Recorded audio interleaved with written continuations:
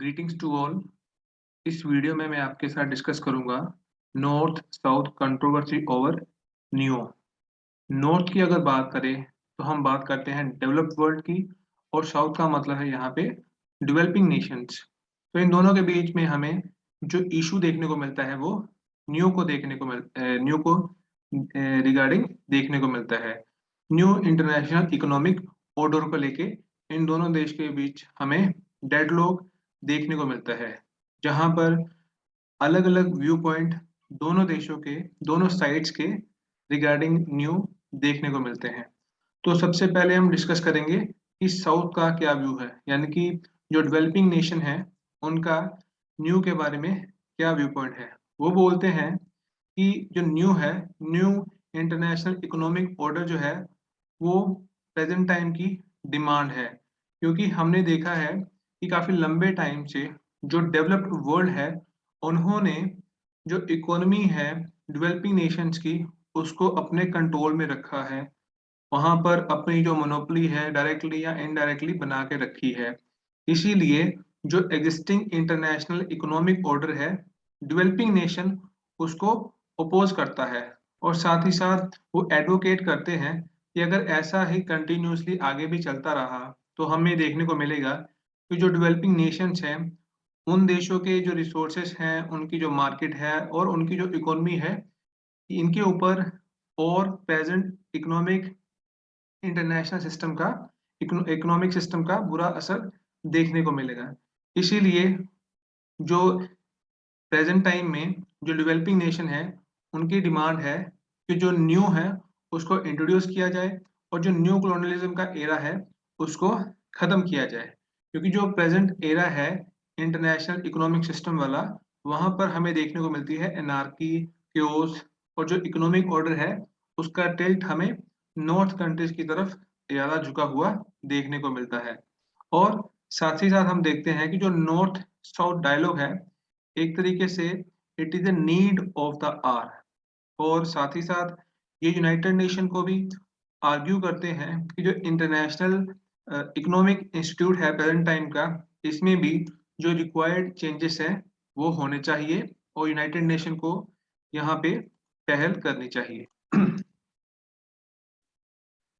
The view of the north. तो जो north की कंट्री है ग्लोबल की, उनका मानना है कि जो प्रेजेंट एग्जिस्टिंग ऑर्डर है इंटरनेशनल इकोनॉमिक सिस्टम का वो एकदम सही है। वहां पर ऐसे कोई इशू हमें नहीं देखने को मिलता, और वो फेवर नहीं करते कि न्यू को लेके आया जाए, क्योंकि उनको पता है कि अगर इंटरनेशनल इकोनॉमिक सिस्टम में चेंजेस होंगे, बदलाव होंगे, तो वो उनके लिए हार्मफुल रहेगा, उनके जो इंटरेस्ट है, उनके जो ऑब्जेक्टिव्स है उनके लिए। तो इसीलिए वो इस चीज को अवॉइड करना चाहते हैं, क्योंकि उनको पता है कि जो प्रेजेंट इंटरनेशनल इकोनॉमिक सिस्टम है, इसी की बदौलत वो अंतर्राष्ट्रीय स्तर पे इकोनॉमिक और पॉलिटिकल जो मोनोपोली है बड़े स्केल पे अंडर डेवलप्ड कंट्रीज के ऊपर बना के बैठे हुए हैं। क्योंकि उनको पता है कि जो यूनाइटेड नेशन के ऊपर उनकी जो मोनोपोली है वो प्रेजेंट जो इकोनॉमिक स्ट्रक्चर है इंटरनेशनल लेवल का, उसी के कारण देखने को मिलती है। और जो वर्ल्ड बैंक जैसी संस्था है, या हम आईएमएफ की बात करें, तो यहाँ पर भी हमें देखने को मिलता है कि जो बड़े स्केल पे कंट्रोल है वो नॉर्थ का ही इनके ऊपर देखने को मिलता है। इसीलिए नॉर्थ की कंट्रीज नहीं चाहती कि जो न्यू है इसको इंट्रोड्यूस किया जाए, ना ही ये नॉर्थ साउथ डायलेक्ट को वैल्यूएबल मानते हैं। हाँ, ये मानते हैं कि अगर किसी तरह की भी कोई डिमांड है साउथ साउथ कंट्रीज की, तो हाँ वो बदलाव जो है, वो जो डिमांड है उसके लिए हम काम कर सकते हैं। अगर किसी तरह के रिफॉर्म्स की जरूरत है, किसी तरह की अमेंडमेंट की जरूरत है, तो उसके लिए काम हो सकता है, मगर ये न्यू के फेवर में बिल्कुल भी नहीं है। तो न्यू को लेके नॉर्थ और साउथ के जो व्यू पॉइंट हैं, जो इनकी अप्रोच है, वो बिल्कुल डिफरेंट है। इसीलिए न्यू जो है हाईली कंट्रोवर्शियल इशू उभर के सामने आता है। जो डेवलप्ड वर्ल्ड है वो नहीं चाहते कि जो बदलाव है अंतर्राष्ट्रीय स्तर पे इकोनॉमिक ऑर्डर में होने चाहिए, और दूसरी तरफ जो अंडर डेवलप्ड कंट्रीज हैं वो चाहती हैं कि न्यू को इंट्रोड्यूस किया जाए। जो डेवलपिंग नेशंस हैं उनको पता है कि अगर वो अपने एम्स को पूरा करना चाहते हैं, अपने ऑब्जेक्टिव्स को फुलफिल करना चाहते हैं और उनकी जो एक्सप्लॉइटेशन हो रही है due to existing international economic के ऑर्डर के कारण उसको रोकना चाहते हैं, तो उसके लिए जरूरी है कि न्यू को इंट्रोड्यूस किया जाए। दूसरी तरफ अगर हम साउथ ग्लोबल की बात करें, नॉर्थ ग्लोबल की बात करें, तो वो न्यू के पूरी तरह अगेंस्ट है। New the attempt of the south. तो हमने देखा है कि जो डेवलप्ड कंट्रीज हैं वो न्यू का विरोध करते हैं और साउथ नॉर्थ का जो डायलॉग है उसका वो फेवर नहीं करते। इसीलिए जो साउथ की कंट्रीज हैं उन्होंने इसका तोड़ निकालते हुए साउथ साउथ कोऑपरेशन का स्टेप अप करने की कोशिश की है। एक तरीके से उन्होंने कोशिश की है कि रीजनल कोऑपरेशन होना चाहिए for the development among the developing Nations, और इसके लिए उनकी एफर्ट्स देखने को मिलती है। और इवन ये भी देखने को मिलता है कि डेवलप्ड और डेवलपिंग नेशंस मतलब इंडिविजुअल लेवल पे भी एफर्ट्स कर रही हैं कि जो इंटरनेशनल इकोनॉमिक ऑर्डर है चाहे वो नहीं बदल रहा, मगर हाँ हम अपने जो रिलेशंस हैं उनको सुधार सकते हैं, जैसे कि इंडिया और ब्राजील हो गया।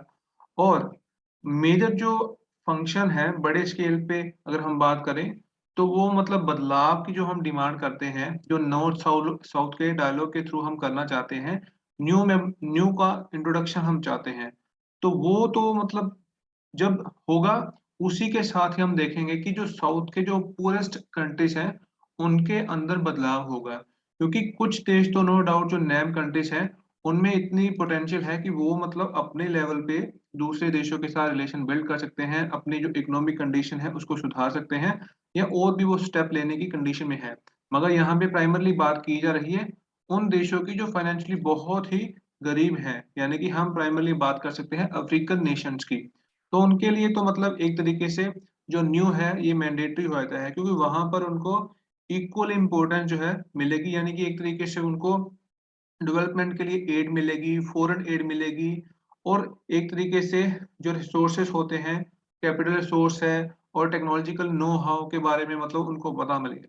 और एक तरीके से हम बोल सकते हैं कि जो बहुत ज्यादा गरीब देश हैं उनके लिए न्यू जो है एक बून की तरह साबित होगा। तो यहाँ पर जो एफर्ट है वो नॉर्थ की भी तरफ से होनी चाहिए, मगर साथ ही साथ जो साउथ के कंट्रीज हैं उनको यहाँ पे यूनाइट होके आगे स्टेप्स लेने की जरूरत है।